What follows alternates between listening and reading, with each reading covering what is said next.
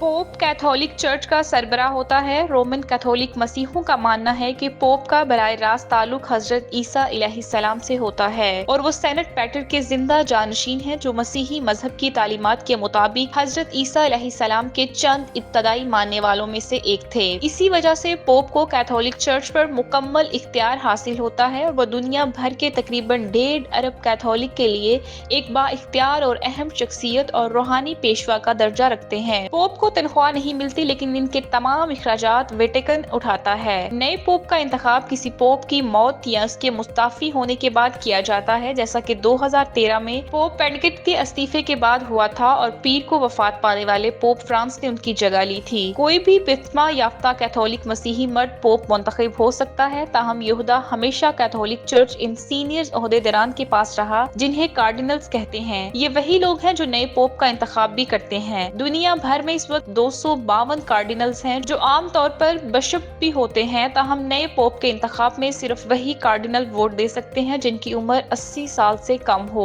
नए पोप के इंतखाब के लिए तमाम कार्डिनल्स को पोप कॉर्निवल के रूम में वेटिकन सिटी बुलाया जाता है। वो इंतखाबी अमल में जिस पर तकरीबन 800 बरस से बगैर किसी तब्दीली के अमल हो रहा है। इंतखाब में कामयाबी के बाद नए पोप से पूछा जाता है क्या आप सुप्रीम के पोप पर अपने कैनुअल इलेक्शन को कबूल करते हैं। तस्दीक के बाद वो उसका इंतखाब करता है जिससे वो पोप के तौर पर पहचाना जाता है और फिर इसे पोप का लिबास पहना दिया जाता है। 2013 में जब पोप फ्रांस का इंतखाब हुआ तो वो कैथोलिक चर्च के पहले सरबराह थे जो लातीनी अमेरिका से ताल्लुक रखते थे। ताहम तारीखी एतबार से नया पोप ज्यादातर यूरोप से ताल्लुक रखता है और खसूसी तौर पर इटली से। अब तक 266 पोप में से 217 का ताल्लुक इटली से रहा है।